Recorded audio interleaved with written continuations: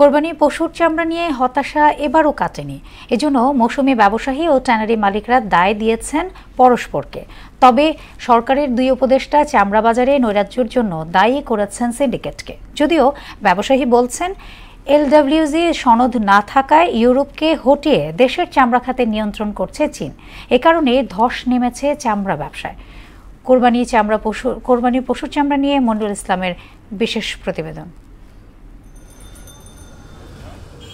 চামড়া প্রক্রিয়াজাতকরণে বিনামূল্যে ৩০,০০০ metric ton লবণ বিতরণ করে সরকার। তারপরও শুধু লবণ সংকটেই নষ্ট হয়েছে অসংখ্য চামড়া।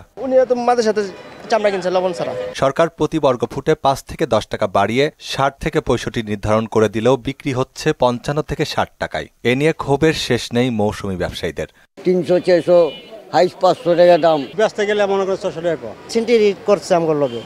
চামড়া নিয়ে ঘুরায় ফিরে নিয়ে আইছি। আড়তদাররাও দুষছেন ট্যানারি মালিকদের। ব্যাংক ঋণের যৌক্তিকতা নিয়েও প্রশ্ন তোলেন তারা। ট্যানারি লুনমুন লিব বেশি করে লিয়া বুঝেন ব্যাংক দুলিয়া করে হলাইব, অথবা এরা গাড়ি কিনবো বাড়ি কিনবো, কিন্তু আমরা তো এরকম ভাবে আমরা চলতে পারি না। ব্যাংক লোনটা কিছুটা ব্যাহত করছে। ট্যানারি মালিকরা এই পর্বটা চালাই নিছে, কিন্তু পরবর্তী টাইমে 10 দিন পরে যখন আড়তে চামড়া আসবে এবং আড়তদাররা যে চামড়াগুলো ক্রয় করছে এবং ব্যাপারীরা যে সমস্ত চামড়া ক্রয় করছে, এটা মোর দেন 95% লোক কিনতে পারবে না। তবে চামড়া নষ্টের জন্য মৌসুমি ব্যবসায়ীদের অনভিজ্ঞতাকেই দায়ী করেন ট্যানার্স মালিক অ্যাসোসিয়েশনের সভাপতি শাহিন আহমেদ। যারা মৌসুমি ব্যবসায়ী তাদের ব্যর্থতা, কারণ তাদের এই অবহেলার কারণে কিন্তু এই ঘটনাগুলো বিচ্ছিন্নভাবে ঘটেছে।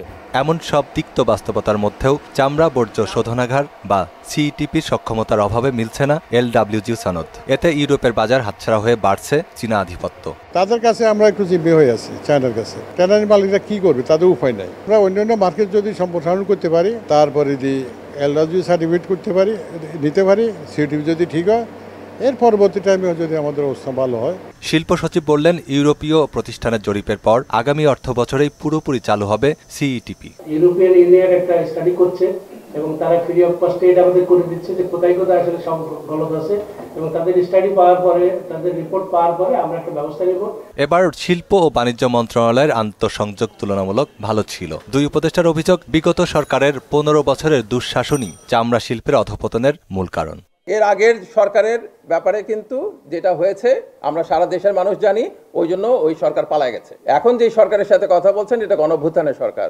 গণঅভ্যুত্থানের সরকার যেটা করার সেটা চেষ্টা করছে। চামড়ার বাজারের কিছু অসাধু ব্যবসায়ীর সাথে মিলে এটা এমন তৈরি করার চেষ্টা করছে যে চামড়ার দাম পড়ে যাচ্ছে। চামড়া খাতের উন্নয়নে সরকারের পদক্ষেপ বাস্তবায়নে বেশ কিছু প্রকল্প চলমান রয়েছে বলেও জানান তারা। মনিরুল ইসলাম, মোহনা সংবাদ, ঢাকা।